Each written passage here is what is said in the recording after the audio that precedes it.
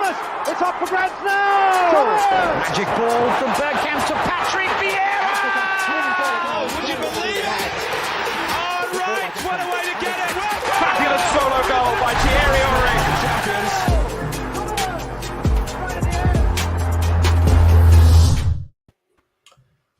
Hi, good evening, everybody.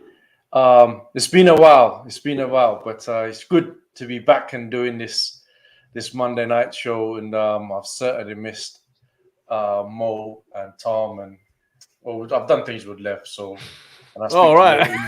Lev, we've done shows together, so you know. Anyway, how you guys been? Let's start with Tom. Tom, how you been, man? All good? Yeah, not bad. Just getting over a brief illness, but it's nice that Arsenal decided to go mental in the last week while I was ill. I was very appreciative of that. They couldn't have waited another week before they went mad. But no, it's good. It's encouraging. I'm looking forward to chatting about it. Good stuff. You still feeling confident? World Cup facing Iran, or yeah, that one's not changed on that, man. That's exactly what we're here for today. This is what that's why we're talking. I thought I'd double check. The big stuff, the big things. You're going out in the first round, bro. Good stuff. Yeah, I'm good. I'm firmly backing Iran in the World Cup for sure. Good stuff. Good stuff. You know your football. Yeah, I'm good, man. Life is. I thought, when Arsenal aren't playing, life is going to be less stressful. I was just telling you guys a lot of stuff going on in my life, so pretty busy, and I just want to chill. Just want to be able to chill, but life's not letting me do that. But looking forward to getting into what Arsenal are doing and some of the moves we might be making. So looking to hear your opinions on that. Definitely. Lev. All right, my Shaheen. Cypriot brother. What's happening? I'm good. You good? I'm good. Yeah, I'm good.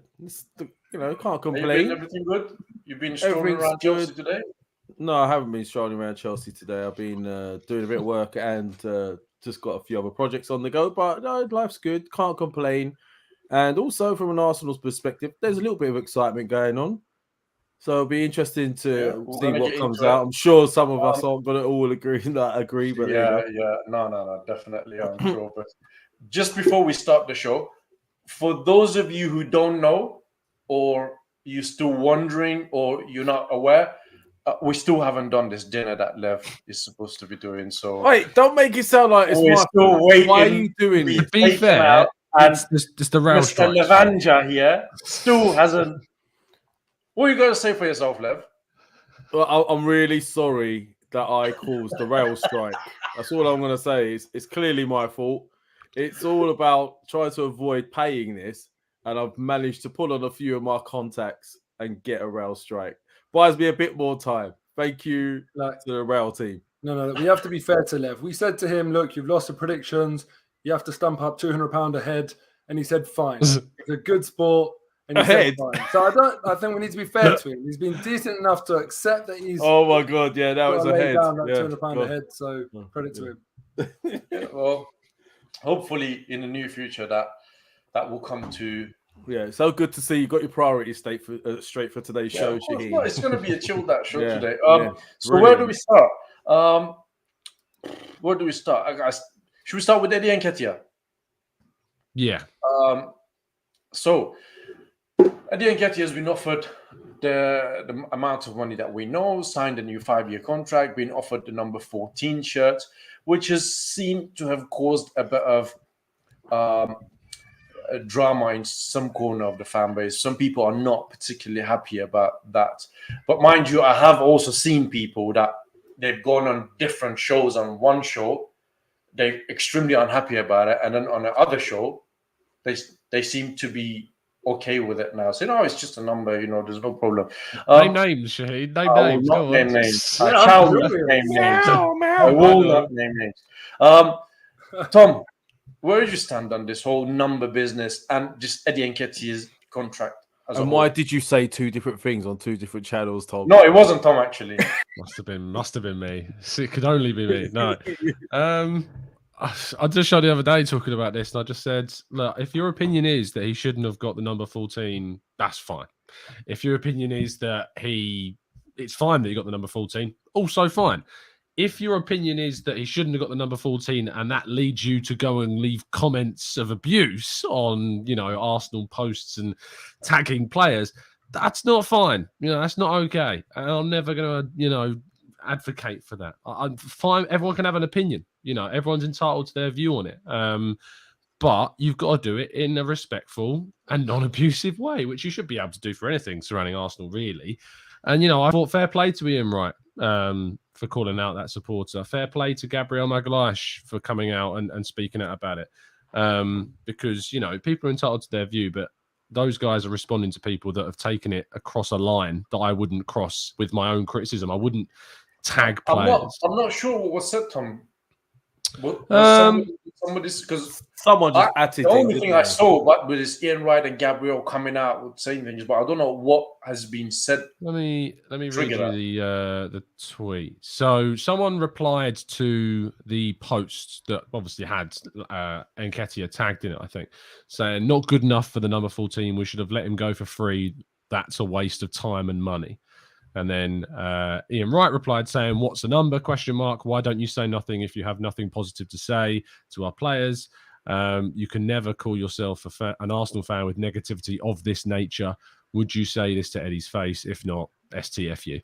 So, it's... Yeah, but he hasn't really said anything that is abusive. He's replied to the post that he's tagged in, and that crosses a line for me. That's getting personal. If you want to tweet it or, talk about it and say, I don't think he deserves the shirt, and these are my reasons why. I've got no beef. I've got no issue with that at all. But if you want to go and directly message or directly comment, it crosses a line for me. Like, it's just not Tom, what a fan does. I don't really see that as like an abusive. I think Ian Wright's response probably is a bit more aggressive than that. Yeah, but it's more aggressive. I'll give you that. It's more aggressive, but the comment was, Mo. Yeah, the person replied saying, "Not good enough for the number 14. We should have let him go for free. That's a waste of time and money." So there's no swearing. There's no specific insults in this. It's for me, it's the direct nature of that comment. If they'd have gone onto Twitter and just put their opinion out there saying, "I don't think he's worthy of the number 14. I think it's a waste of time and money because X, Y, and Z," I wouldn't have an issue. But because you've gone on and you've replied to a direct post, you're crossing a line for me. You're making it personal. You're going in for the player. I think that's just where I sit on it. Yeah, I think I disagree with you, Tom. To be honest with you, I feel like you get fans of all. Do you know how you were saying earlier that it doesn't matter if you agree with it, if you don't agree with it, but it's a way of saying it. You can't be abusive about it. I think it's not nice for sure. And if you're talking about how great of a supporter someone is or isn't, you can definitely reference tweets like that to say, well, you're not the most supportive supporter. Yeah. But it's in the word, isn't it? Supporter. But ultimately, I don't think that person's done much wrong there. If you take each sentence and unpick it, not deserving of the number 14, not abusive, just an opinion. Should have let him go for free. Again, I don't agree with that statement. I feel like rather keep your assets within your company, within your organization to, actually get some value out of them. So completely disagree with that. The first one, more subjective, maybe. I think the second comment is business sense and he fails on that note. And then the third one, waste of time and money. Yeah, that's probably the least nice of all of them. But I have to admit, that person has stayed probably within his remit as a fan to comment upon these things in a non-abusive way. He's not telling anyone else necessarily what to do in a nasty way, even though it's not nice. But I love Ian Wright. I absolutely love Ian Wright. But I have to admit, STFU, that's abusive. Yeah, look, actually, and I have this dislike of ex-pros telling fans what to do, what not to do. I've just never been a massive fan of that, to be honest with you. Ultimately, it's the fans that they pay for their salary more at the end of the day. Do you know what? I don't even want to bring that element to it. The whole paying. It's not, because it's not about money. It's just not about money at all. It's just about the fact that fans. No footballer ever says to a fan, "Oh, stop praising him." Stop giving him compliments. Stop making these wonderful compilations. So they'll take the good, but they do call out the bad. And I get there's a limit to the bad when it gets abusive or about family and that sort of thing. I don't think this one crossed that line. And I don't like to see Ian Wright coming out and kind of claiming what makes a good fan, what doesn't make a good fan. I'd love to sit with Ian Wright and discuss that with him, to be honest with you. But Mo, Do you think Ian Wright would have told that person in his face this Oh, I STF? have no doubt he probably would have Yeah. done. Yeah. I do, yeah. Well, for Ian me, Wright- like Ian Wright when is we, a very, very real person, who wears his heart on his sleeve. That's always what he was like as a player. He absolutely, in my opinion, would have said what he thought. I think the problem here is that I think social media sometimes has desensitized us to in a sense of what's right and wrong. Like if we remove social media, let's imagine social media never existed, how would this situation play out? It would be, say, Nketiah being unveiled in front of a crowd of people, and you got to imagine that person in that crowd has shouted out that comment that they've put in that moment where the player is receiving their number 14 shirt signing their contract. If social media didn't exist, it wouldn't empower these people to say things that they wouldn't say face to face in that specific moment. And that's the issue that I have. I agree with you, Mo, that the reply from and the words used by Ian Wright, he could have been better. He could have been better in how he responded. I'm not going to argue, and yes, definitely should have. I'm not going to argue with that. What I think is the reason and the understanding I have why, say, Ian Wright crossed the line with his reply in what he said is because we're just so sick of comments like this are kind of a gateway in a sense. Like people have got confident of saying things like that, which yourself and others I'm sure presume is fine, but then it's crossed over for a lot of people where they that hasn't been hammered down on, that's not been told that's not okay to do that, and then that it's exponentially gets worse, so that then there is death threats, there is things like Granit Xhaka tells us about in the Players Tribune. And that's what I think that the issue is that if we're allowing this type of thing, not allowing, but if we're not being critical, if we're not scrutinizing it, it gets to a stage where it gets worse, and that there are horrible things that are said. But you know what, Tom? The thing is, like, I personally I didn't focus on whether he deserves it. I didn't focus on my opinion about the shirt number when I commented publicly and replied to the post, because I get that there is a difference between just speaking out, on your own post or on your own Twitter, for example, and not replying something directly versus responding to the post. I almost feel like, I like to treat those two ways of communicating differently. So when I replied to the post, I said, congrats, go and prove everyone wrong. I feel like I don't want to necessarily say exactly what I think, but and I'm sure we'll get into it when it comes to because that is his moment, and I said this when Arsene Wenger retired. There's a moment for critique and there's a moment for sort of tribute. And when a player or a manager is something special has happened, I don't think that necessarily means that you have to go in and give your critique in that moment. I think you can kind of let them have their moment, issue just some sort of like positive, supportive comment, or focus on the good, not the bad. And then there's other times where in the clear light of day, you can offer that critique and be a bit hard and forthright with your opinions.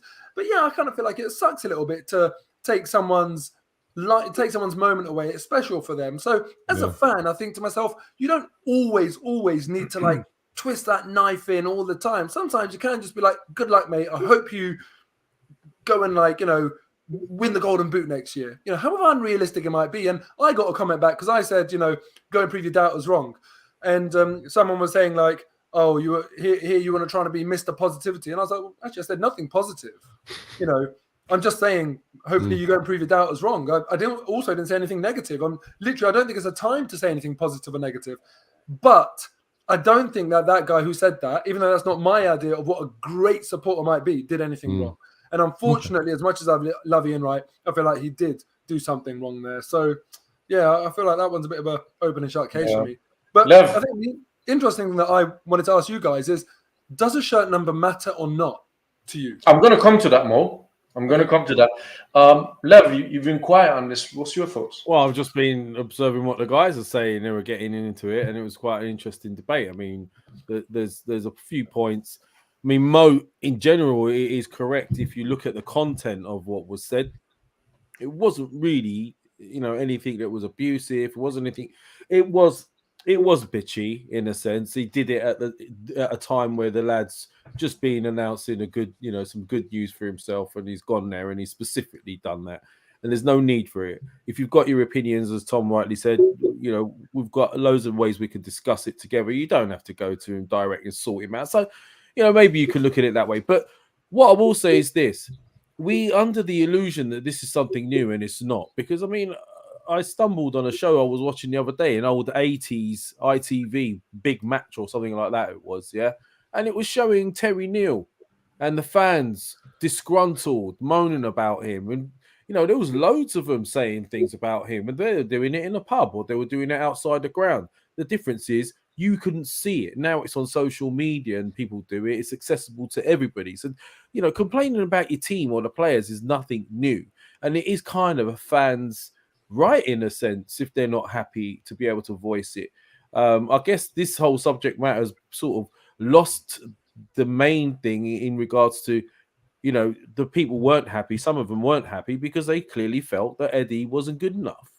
And they felt that he was being rewarded quite excessively.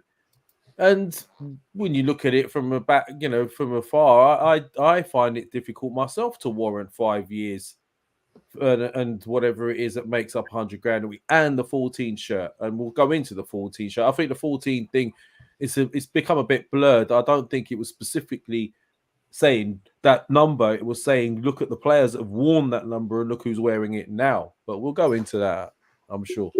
Yeah. I find myself agreeing with Mo on this one. Whilst I agree that abusing players and DMing them, you know, death threats, and it's totally unacceptable. I don't really see what this guy has been abusive about. If anything, I think Ian Wright will be the abusive person here. And I don't think Ian Wright is in any position to tell a fan not to say anything, because if you don't have anything positive to say, don't say anything at all. Something that Ian Wright might deem negative, it may not necessarily be deemed negative by somebody else's point of view. I think that contract was a bit too much probably for Eddie Nketiah, but obviously I haven't gone in and publicly commented on that. But no, you tweeted about it though. Created quite a lot of hoo-ha. On the tweet, I meant. On the tweet like this. It's just I tweeted my opinion on it. I didn't tag anybody in it. And that was it. But can I just say, there's one other thing that we haven't really brought up into the conversation just yet, and I'd love to know, everyone in the comments, just let me know whether you think this should matter or not. But Eddie Nketiah is a Hale End graduate.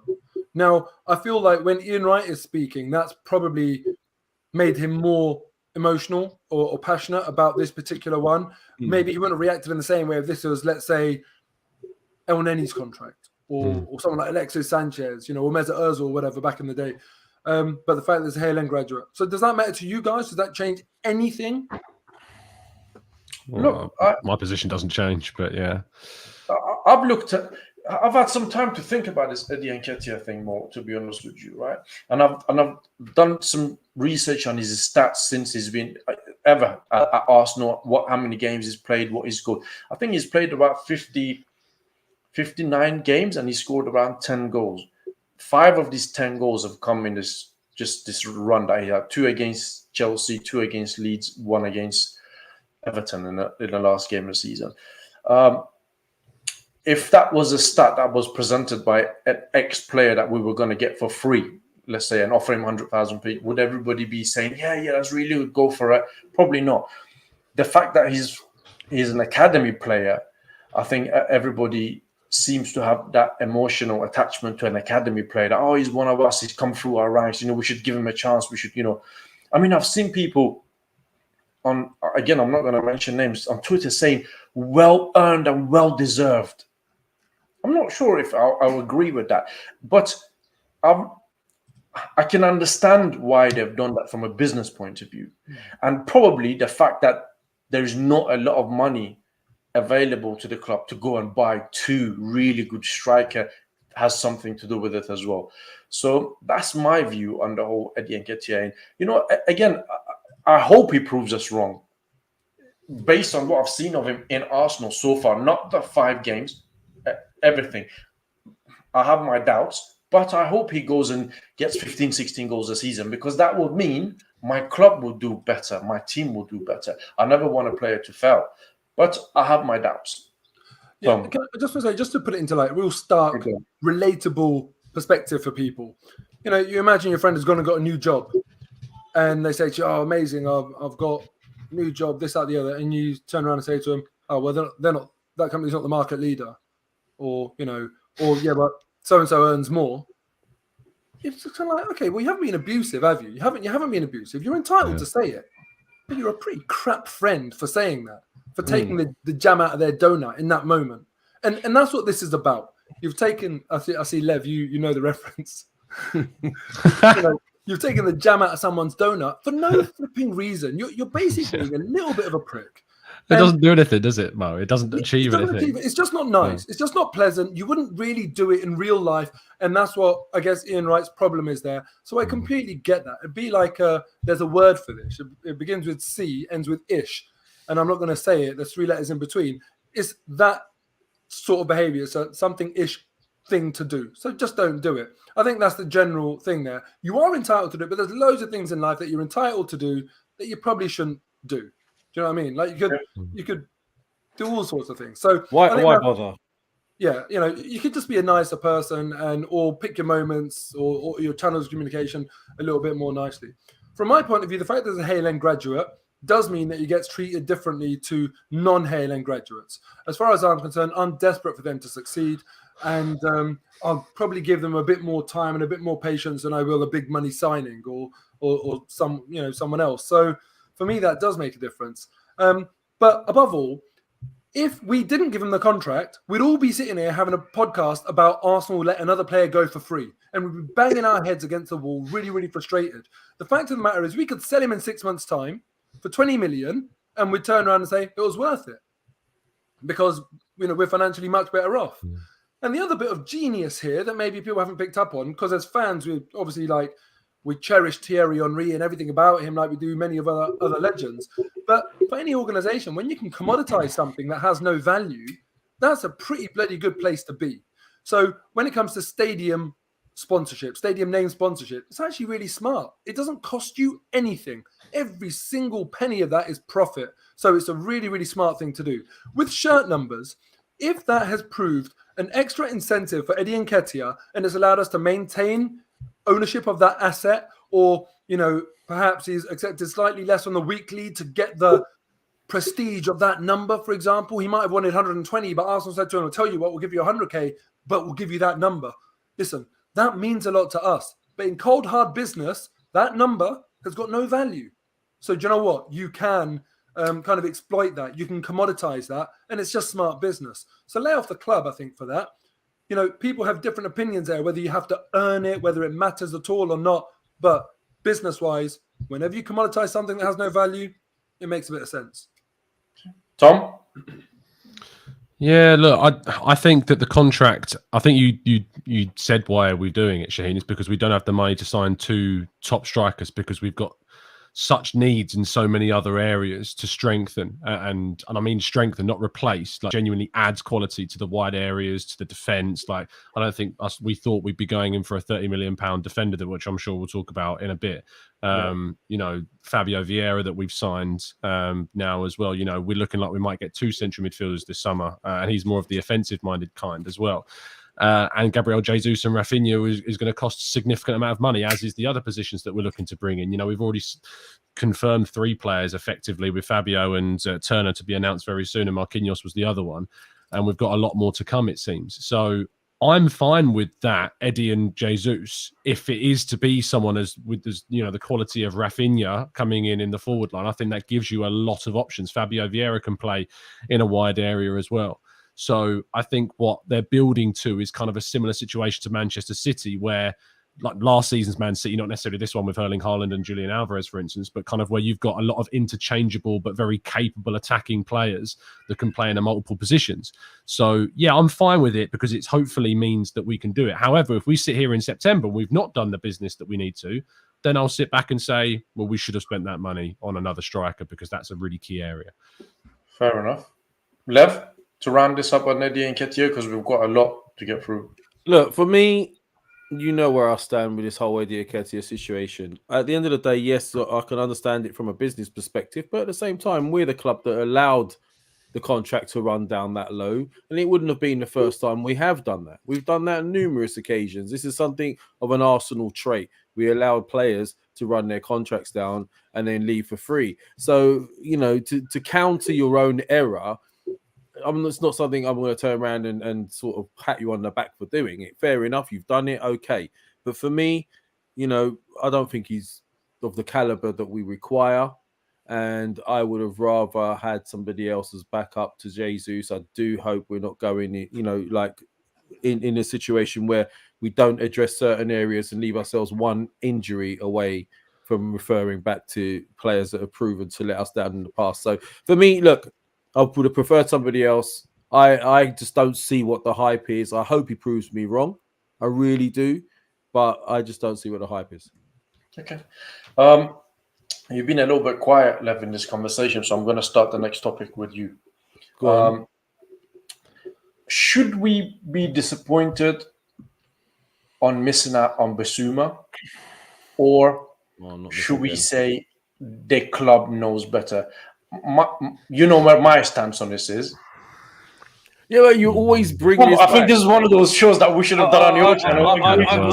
Kind of thing. I thought we'd moved on from this, but no, listen. All right. We haven't talked about things since all of this has happened. Like, okay, briefly, I know Tom's stance on it, but I don't know where Mo stands on it. So, go on.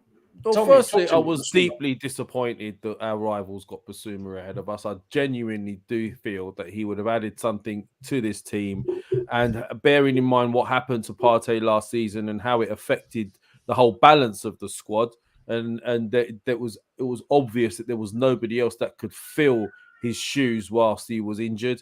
I mean, Sambi has the potential, we know that, but he's not quite ready yet. And, to rely on somebody that's not quite ready is a bit unfair. El Neni comes with his own limitations, and Xhaka, those two together, we've never finished above fifth. So I don't know why we're now expecting to fall back on these guys again should someone like Partey get injured. So, it was disappointing for me we didn't get Bissouma.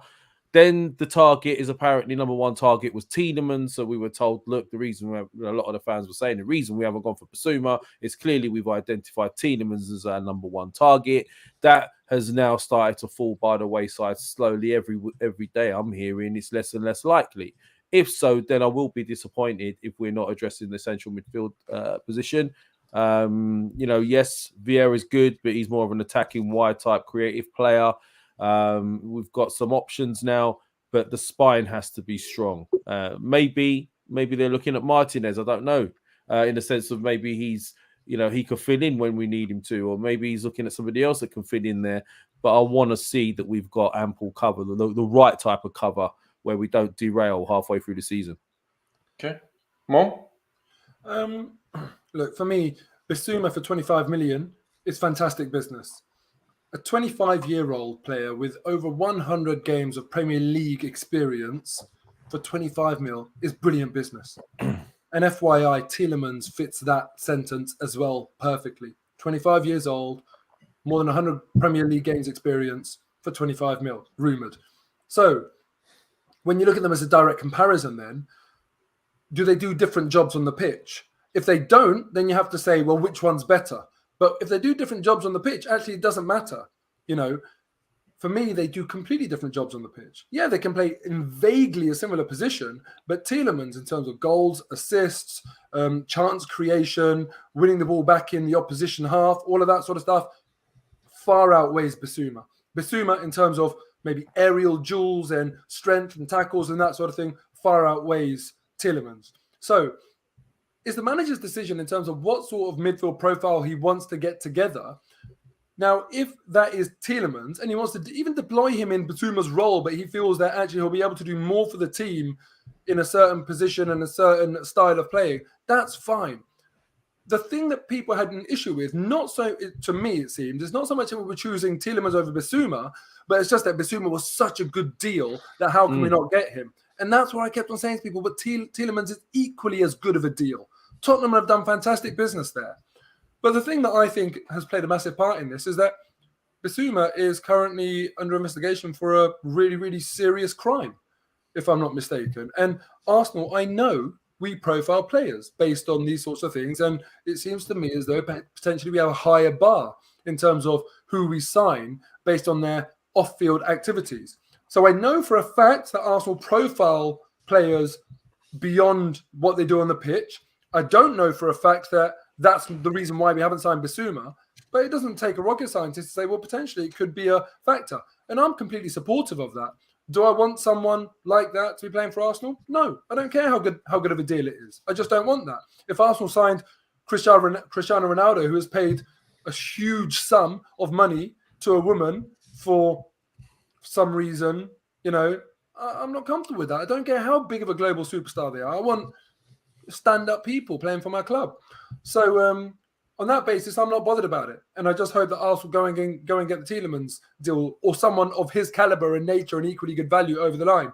Now, for the people that say, but you yourself have said Tielemans and Bissouma complete different roles on the pitch and therefore we need both, fine. Okay, I hear that. Yeah, if you believe that we need both, Bissouma is not the only option on the market.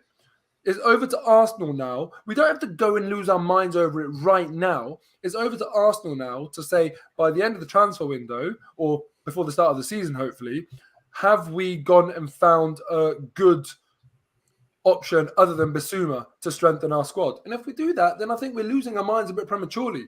It's a long transfer window. I'm not going to start throwing my toys out the pram on a daily basis based on what other teams and other players do. Okay. Mr. Campton, floor is yours. Take it away.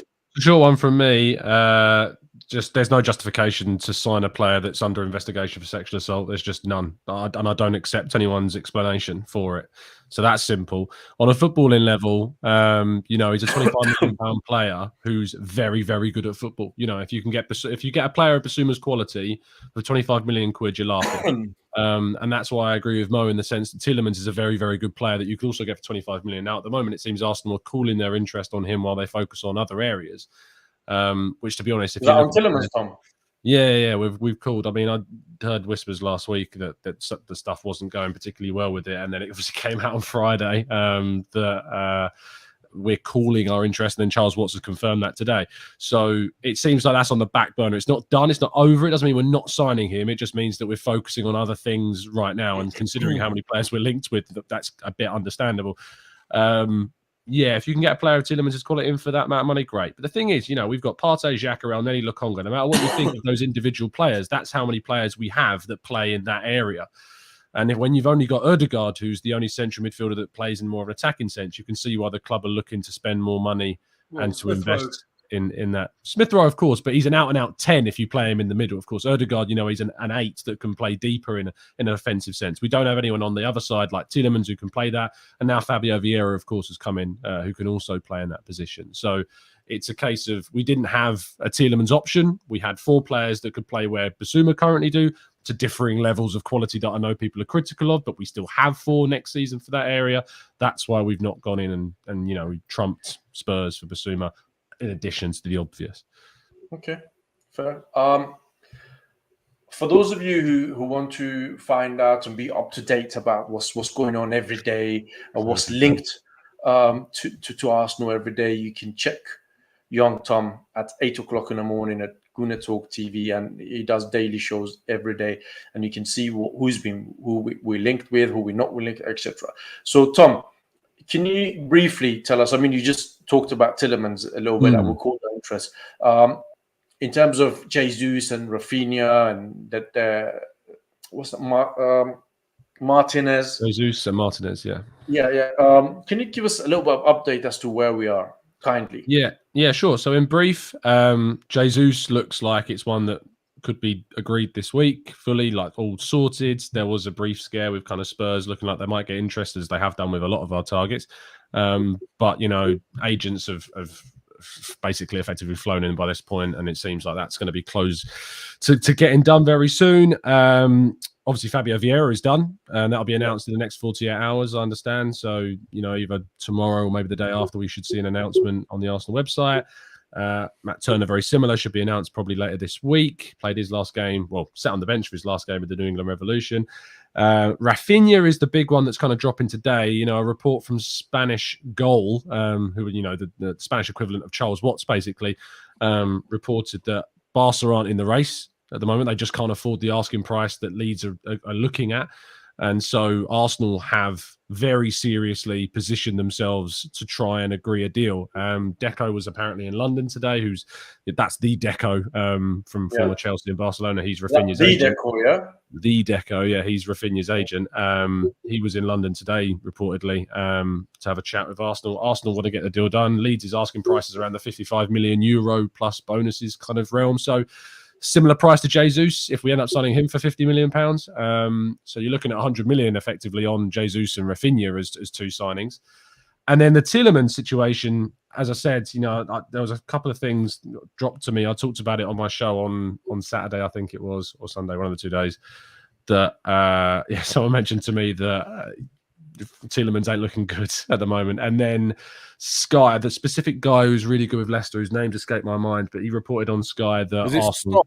Rob Stotts, what's his name? Yeah, I think so. Rob Swanson or something like that. No, it's not Graham Swanson. It was someone else.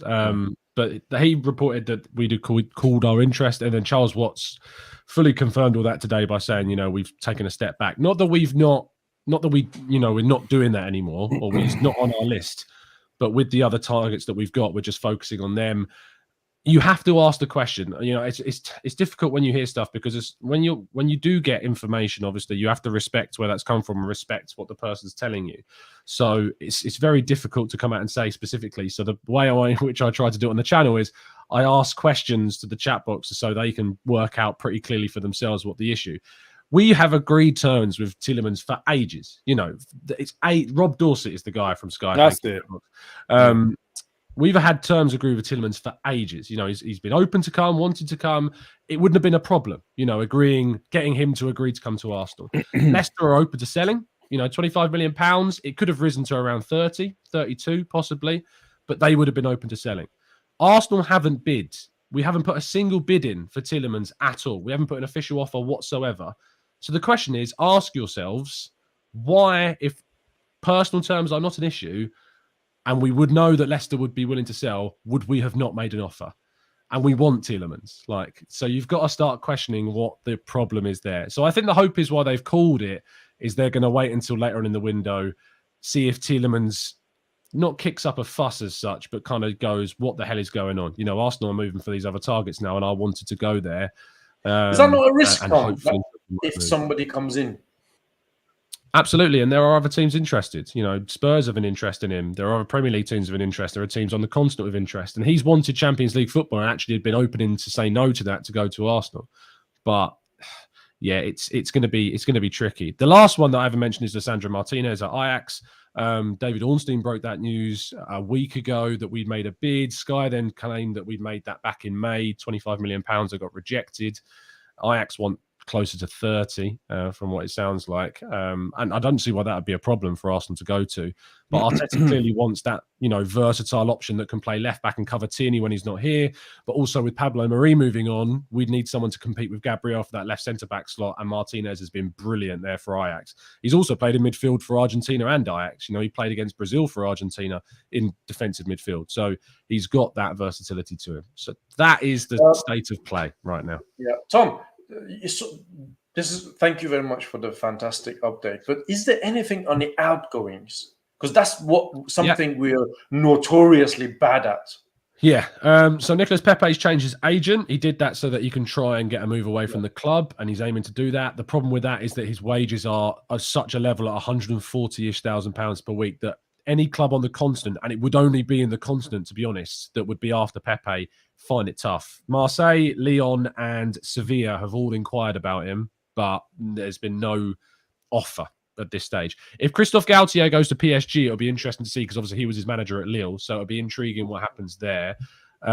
Maitland-Niles looks to be a potential big target of Nottingham Forest, and they may end up going after him.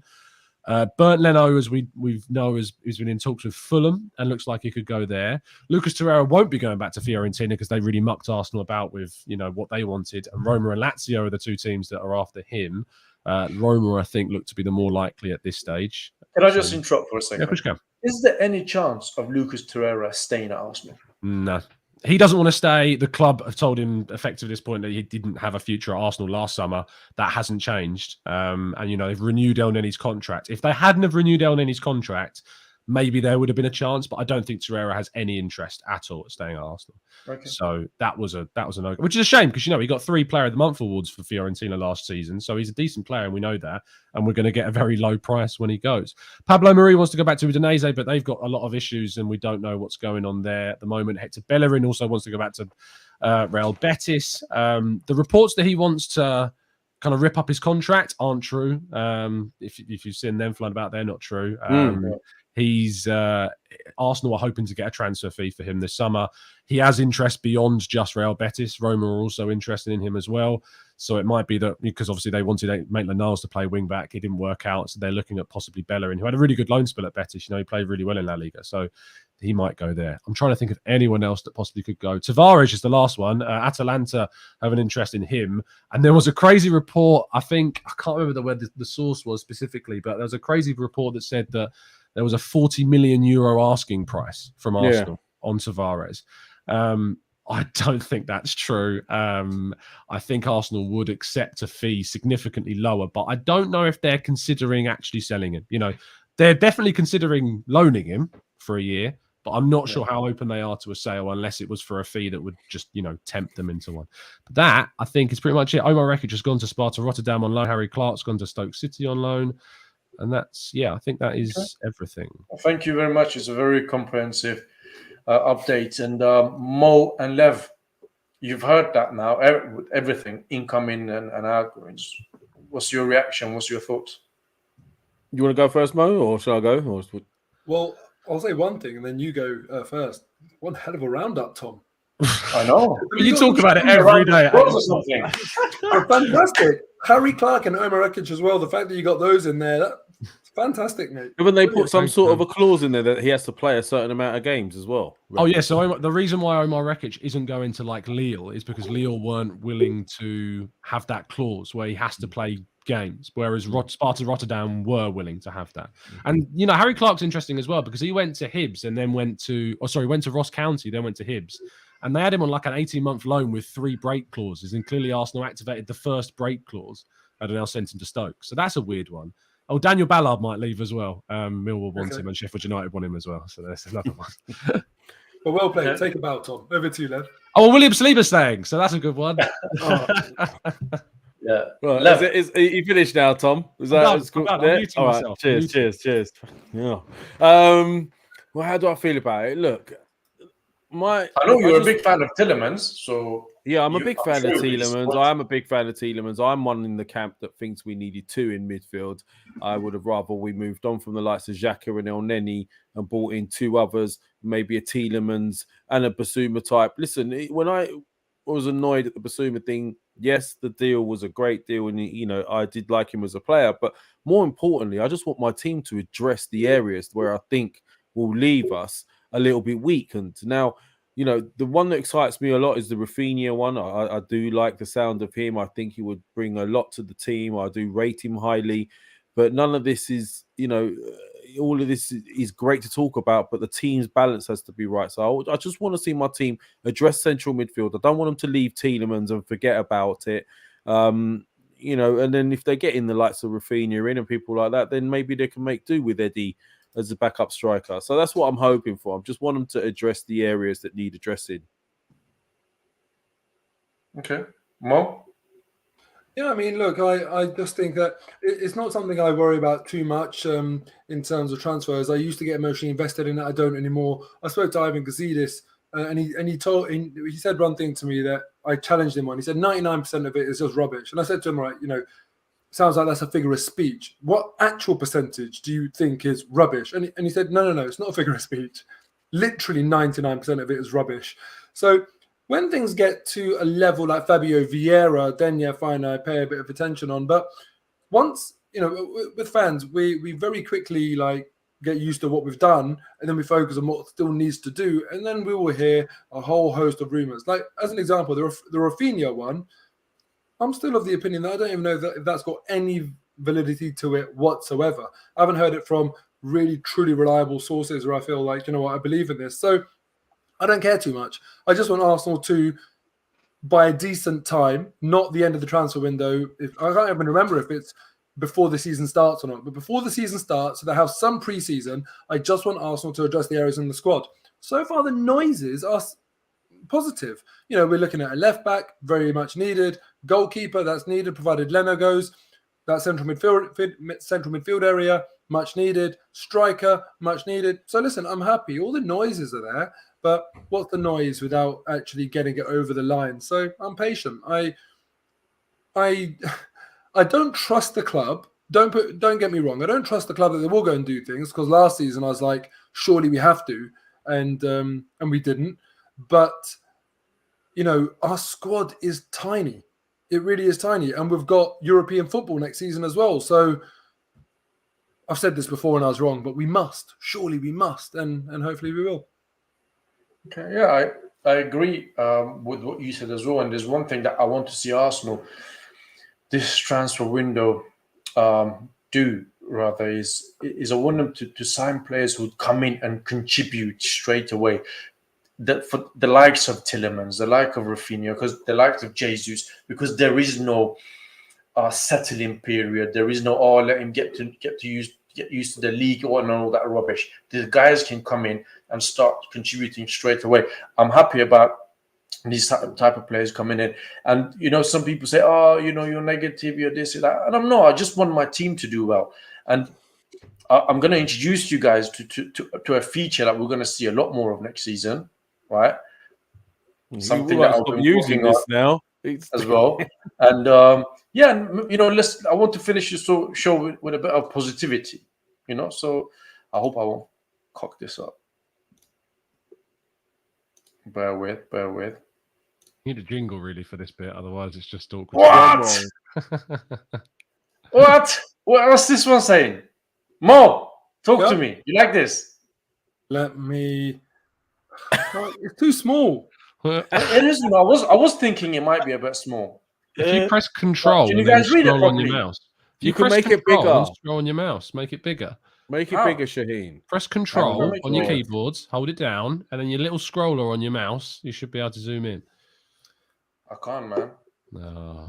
Never mind. Right. Well, I can have to do for now. This is like a pilot run, anyway. But I wanted to see what you guys think of this. So did I. And where would this finish the season? If you can read it. Well, go at left back. For me, if Tierney's fit, Tierney starts. Okay. See it. Rafinha. You want me to go through it? Why is Martinelli out the team? Well, listen, this was just something that I just came up with kind of last minute, and we can change things here. So if you guys want to change things, we can. But let me just go through it briefly, just in case you guys can read it properly. So it's Ramsdale, and then got Tomiyasu right back, Saliba, Gabriel, Martinez, Partey and Tielemans in the middle, Odegaard, Saka, Rafinha, and Jesus up front.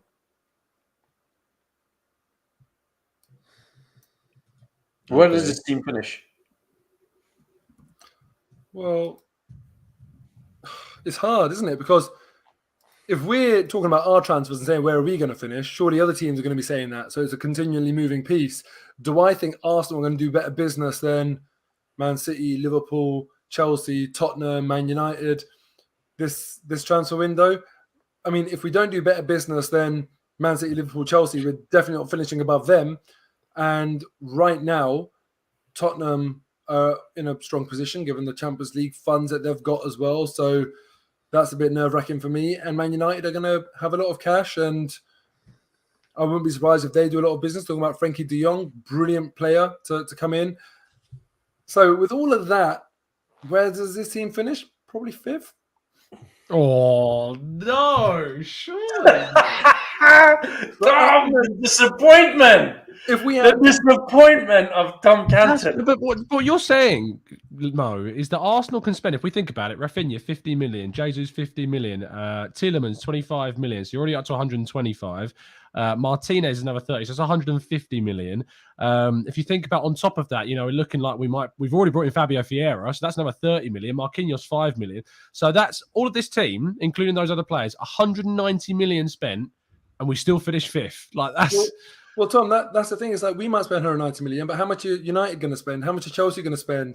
Liverpool, Man City. Loads last season that were terrible. So the same could be true for us. And the thing is, you know, you can only look at it, you can only do the paper exercise right now. But I think on paper, the other teams are going to strengthen a lot as well. Man United are going to have more money to spend than us. City have gone and bought one of the best talents in world football. Obviously, we're not going to finish above them. Liverpool have gone and added one hell of a player in Darwin Núñez. We're probably not going to finish above them. And Chelsea, you know, they're in like they're missing out on top 4 next season. 100%. I think Chelsea will miss top 4 next season. Yeah, they're the interesting. You think one so? because, Yeah. Because he's going to miss out on top 4. My prediction for the top 4 annoyingly still has Spurs finish above us. I actually agree with Dan Potts on that one. It'll be Man City, Liverpool, Spurs, Arsenal, Chelsea, United. Maybe either or of those two. That's my top 4. Yeah, look, with Chelsea, it's a real unknown entity right now. A lot of players leaving, and with new owners, I'm sure they'll be looking to set the tone, but I'm not even sure whether they are going to be able to necessarily do that. I don't know how well funded they are and what their business plan is. If they're yet another set of American owners like the Cronkies, then obviously not, or like the Glazers, then obviously not. But I just think that it's very unknown right now. If I had to really, really guess, given that other teams are going to be richer than us and probably more ambitious than us in the case of Man United, I think, yeah, we would probably struggle again with top 4. Lev, yeah. What's this team This saying? team we have in front of us here can challenge for top 4. It can. Definitely can challenge for top 4. My only concern would be whether or not, if someone like Partey gets injured, who comes in? Say, for example, he's injured for 4 months or 3 or 4 months. Relying on Xhaka or El Neni in that position would be an issue. Same as Jesus. If Jesus gets injured and you've only got Eddie Nketiah to fall back on, again, then those odds dropped dramatically for me.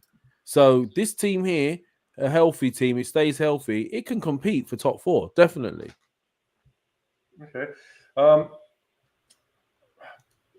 What are the possibilities of some of the things that may look if Tielemans don't happen? And this is the question that I've got. Maybe, well, for all of you, really, if Tielemans don't happen, where we're fitting Odegaard and Vieira in this, is Vieira going to play in this position in here? I think this is where the misconception is about where Or is that Arsenal's. Odegaard? Well, this is the thing, is that I think these types of, Arsenal's best 11, I think they're going to become redundant next season because Arsenal will rotate significantly, I think, from game to game with the Europa League, with the Premier League, with, the League Cup in the first half of the season and the FA Cup in the second half of the season. I think we're going to see significant rotation. I think if we were to say sign these players, sometimes, Nketiah may start the Europa League games, Jesus coming in, there might be games that Rafinha and Saka play. There might be games that Saka's benched and Rafinha plays, and Martinelli or Smith Rowe comes onto the left. Smith Rowe could play under 10.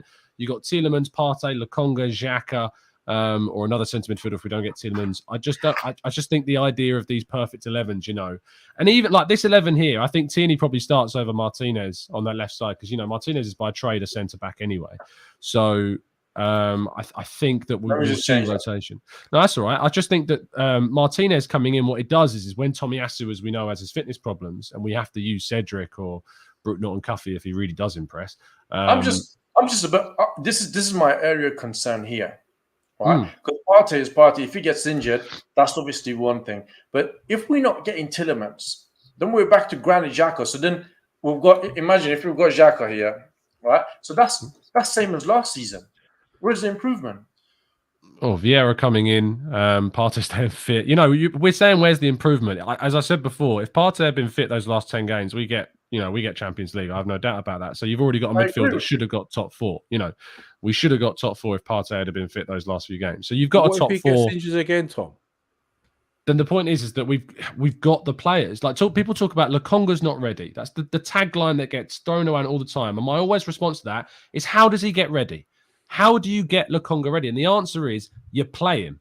Because we clearly saw in the first half of last season, especially in, up to the point he was dropped, as I mentioned, against Man United and Everton, he was our best central midfielder up until that point. Yeah, but he won't play if Partey stays fit and if they get Tielemans, he won't play unless... We've got 2 games a week. He will play every week.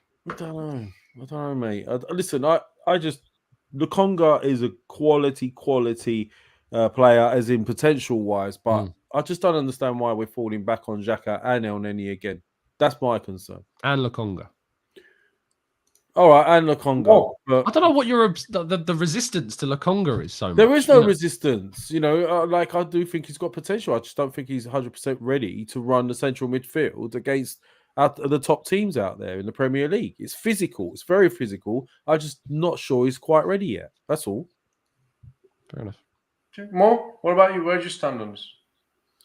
Listen, man, if we don't add to that central midfield spot, I'm with you, because when you're talking about if Partey gets injured, I don't think that's an unrealistic proposition. So No, it's very likely that we could end up, and even though Tom's saying that had we had Partey, I just, we would have got Champions League. I just don't want any risk of us repeating that line. I don't want Tom saying that this time next year sort of thing. So I would rather, add that quality. And look, El Neni signed a contract knowing that he's not going to be a first teamer. With European football, there will be more games, around, and hopefully we'll get deeper into the cup competitions. Obviously, semi-finals of the League Cup this season, but FA Cup was nothing. Hopefully we get deeper into the FA Cup as well. So there will be more games, hopefully.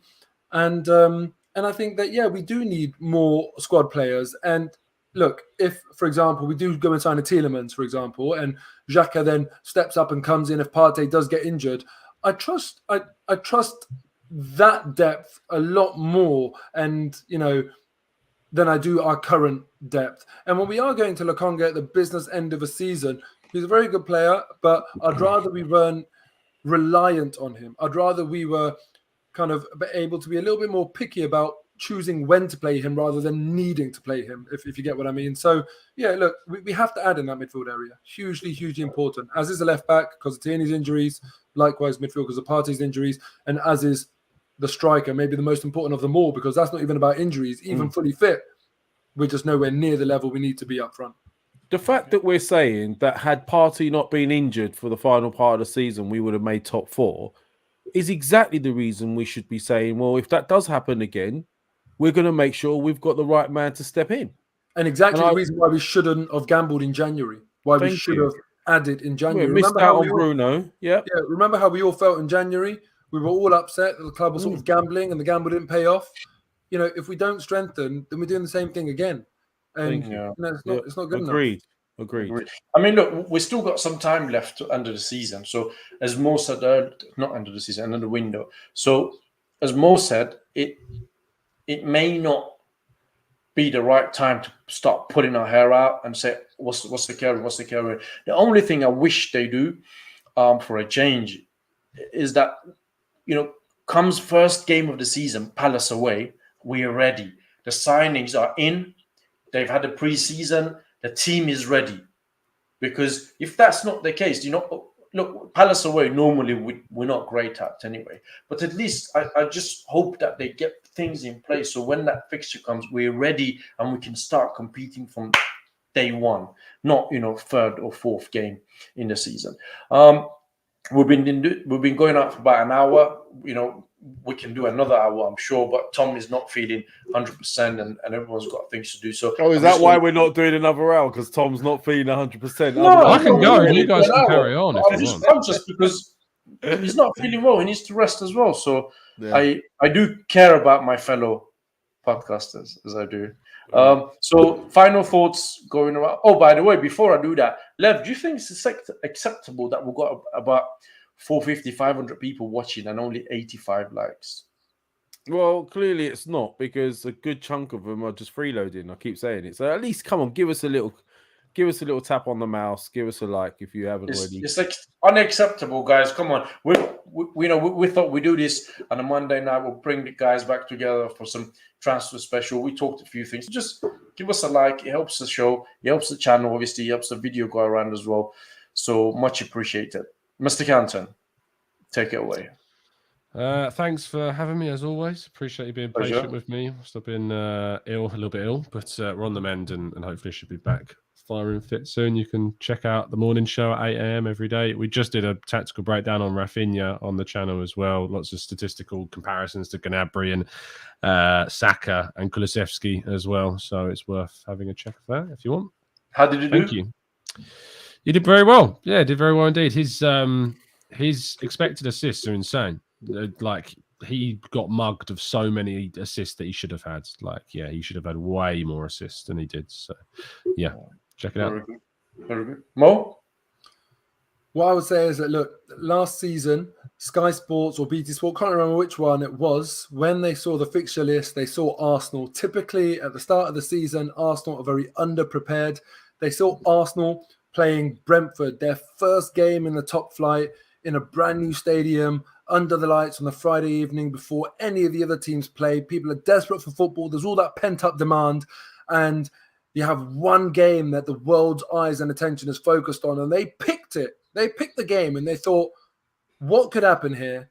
Brentford could go and get the scalp of Arsenal, and it will be spoken about, loads of hits, loads of engagement. They cherry-picked that game because they sensed the scalp, and they made Arsenal play first away in a London derby on the Friday before any other team for the season opener. What are we seeing this season coming up? Again, Arsenal, London derby, Friday, under the lights, away from home, a potential scalp. It's the same formula over and over again. I'm not saying this is a conspiracy. I'm not saying that the FA or TV companies are against Arsenal. None of that rubbish. All I'm saying is when the TV companies looks at that fixture list, they get to pick a game. And they've picked this game because they think actually it could be fireworks. It could be really newsworthy. Gary Neville and Jamie Carragher tearing into Arsenal again, doing a analysis of William Saliba's frailties in the air against a Palace centre forward. So listen, all I'm saying is the recipe is there. Sky Sports are licking their lips because they want the same thing to happen that happened last year against Brentford. Obviously, there was COVID at that time. Hopefully, there's none of that. But it's on Arsenal to make sure we're prepared for that game and we don't let the TV companies get that sort of hit that they're after. Arsenal just make sure you get the business done nice and early, a sensible preseason, go into that game prepared and get the season off on the right foot this time. Well said, Mr. Haidar. Lev. Speaking of conspiracy theories as well, Tom, It wasn't a actually, conspiracy. well, there was the referee has been under investigation, the one that gave Xhaka a yellow card.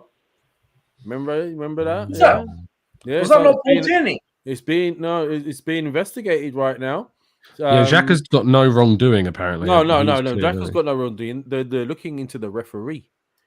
So I did say it could potentially happen one day, and it could be happening sooner than you think. But on another note, everything that Mo said, I sort of 100% agree with. But we know what happens. We know that the powers of be are always against us. I agree, and this formula has been around for time, but we can only control what we do.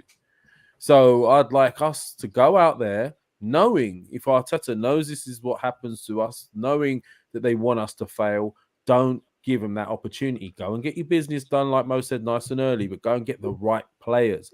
If you know you're one midfielder injury away from being in a bad place, then make sure you're not in a bad place, and we'll go and cover it, and go and do what you need to do. Go and identify the right players. Don't mess around. I don't think we should be waiting. There's teams like Chelsea that are trying to get the Lukaku deal done now. What if they suddenly get that deal done and then go in for Jesus? I know Tom's saying that they won't, and hopefully they won't. But then there's other players that we're in for that are available right now, and I just want to see us go and get them. Just go and get them. Just get it done. That's it. But yeah, thank you very much for that. And thank you very much to all of you who joined us on Arsenal Lounge or on Mo's channel. Subscribe to Mo Haidar. You can see his after-game reactions during the season. Subscribe to Tom, They're Going to Talk TV, for daily transfer shows and other fantastic shows he does with others. And obviously subscribe to Arsenal Lounge. Thank you very much for being here. Hopefully Arsenal make it a successful transfer window and we will have a wonderful season. Have a wonderful evening, guys, and hopefully we'll catch up with you guys very soon. Well, we're not talking about Iran, no? There's nothing to talk about. Iran, well, we'll probably lose to England, beat USA, draw against Wales, and we'll go through the next round. Anything else, Lev? No, if Hungary could do it, you could do it. There you go. All right. See you guys later. Have a wonderful evening.